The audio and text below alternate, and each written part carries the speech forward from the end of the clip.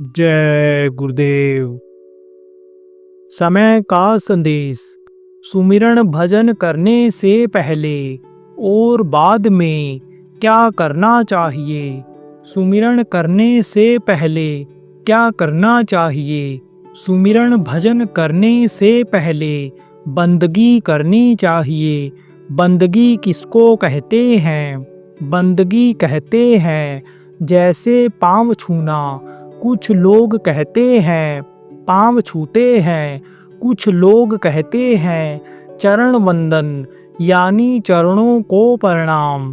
कुछ लोग पाए लागी, कुछ लोग कुछ अपनी अपनी भाषा में तरह तरह से लोगों को कहते हैं, लेकिन सबका मतलब यही होता है कि आपके चरणों में मत्था टेक करके आपसे कुछ मांग रहा हूँ, दया मांग रहा हूँ। आप कृपा करो, जिस काम के लिए मैं बैठ रहा हूँ उसमें आप दया करो।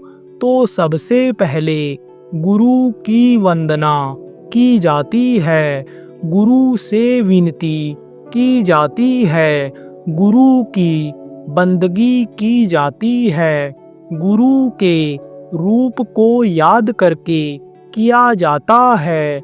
वंदना प्रणाम अंतर में किया जाता है, अंतर में प्रणाम किया जाता है। सिर झुका करके मत्था जमीन में टेक करके, गुरु के फोटो पर मत्था पटक करके नहीं, अंदर में जीवात्मा से प्रणाम किया जाता है। जीवात्मा प्रणाम करे, उसके बाद में सहस्रदल कमल के धनी और त्रिकुटी के धनी, 10वां द्वार के धनी, भंवर गुफा के धनी, इन लोगों को भी प्रणाम करते हैं, इनको भी प्रणाम करते हैं याद करके। और सतपुरुष की आरसी संतन की ही देहे, लखना चाहो अलख को तो इन्हीं में लख लेहे। उस सतपुरुष की पावर जो समर्थ गुरु सतगुरु होते हैं उनमें रहती है, तो वो बंदगी कबूल करते हैं। जैसे देखो, आप में से किसी को हमें प्रणाम करना है तो जब सामने रहोगे तभी तो करोगे। तो गुरु तो एक जगह सबके सामने रहते नहीं हैं, गुरु के तो बहुत प्रेमी होते हैं, तो एक जगह रहते नहीं हैं। अंदर में उनका स्थान होता है, अंदर में वो प्रणाम लेते हैं और वही जीवात्मा को खींच करके, मदद करके और सार शब्द सुना करके और शब्द को पकड़ा करके और अपना अंतर का रूप दिखा कर के विश्वास दिला दिया करते हैं। तो बंदगी जब कबूल हो जाती है तब ऐसा होता है, अब इन धनियों की जिनकी बंदगी की जाती है ये देखते हैं, किससे देखते हैं? विहंगम दृष्टि से देखते हैं।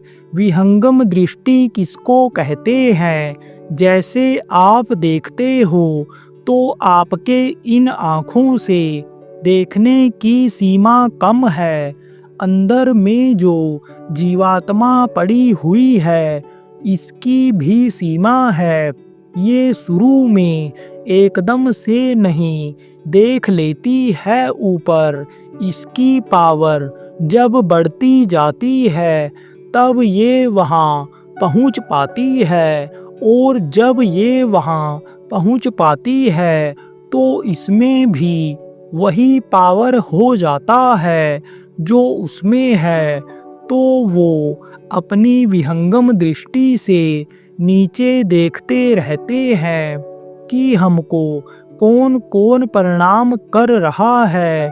तो एक ही साथ अगर 1 लाख आदमी, 1 करोड़ आदमी धरती पर उनको याद करें, प्रणाम करें तो सबको वे स्वीकार करते हैं, सबको कबूल करते हैं। कैसे, ये भी बता दें। जैसे आप लोग यहाँ पर बैठे हो मंच के सामने, जो हमारे दाहिनी तरफ बैठे हैं, इधर बाएं तरफ जो बैठे हैं, तो आप लोग जो सामने बैठे हो उनको नहीं देख पा रहे हैं, वही देख रहे हैं जहाँ बैठे हैं। और मैं यहाँ से सबको देख रहा हूँ, सबको देख रहा हूँ। क्यों? क्योंकि मैं ऊंचाई पर हूँ, इसलिए वे सबको देखते हैं। जब वहाँ पहुँच जाते हैं और सबकी बंदगी कबूल करते हैं और फिर वो दया करते हैं, तो सुमिरन करने से पहले इनको याद कर लेना चाहिए और अंदर में प्रणाम कर लेना चाहिए। और बाद में भी जब सुमिरन समाप्त हो जाए, जो बताया गया है, 8 माला का सुमिरन करना बताया जाता है। आपको नामदानियों को बताया गया है। और जो नए लोग आए हो, आ रहे हो, भारी संख्या में लोग आ रहे हैं, तो उनको भी नामदान दिया जाएगा। आपको सब समझा दिया जाएगा, बता दिया जाएगा, तो आप उस तरह से करना। लेकिन जो लोग जान गए हो जिनको सुमिरन करना है, आप जब सुमिरन समाप्त हो जाएगा तब फिर इसी तरह से उनको प्रणाम कर लेना, इसी तरह से याद कर लेना। भजन में इसी तरह से, सुमिरन में भी इसी तरह से करना रहेगा। इससे क्या होगा? इससे वे मदद करेंगे आपकी। और जो आप आगे नहीं बढ़ पा रहे हो अपने बल पर, जो वो मदद कर देंगे।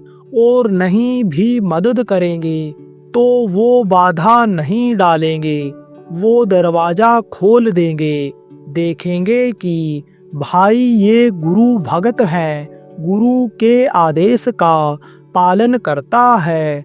गुरु ने कहा था सुमिरन ध्यान भजन करते रहना। ये गुरुमुख है, मनमुख नहीं है। मन के हिसाब से इसने नहीं किया और सुना समझा और वैसे करने लग गया, तब वो बाधा नहीं डालते हैं, बल्कि मदद कर देते हैं। मदद कर देंगे तो आपकी ताकत बढ़ जाएगी, पावर बढ़ जाएगी। जय गुरुदेव।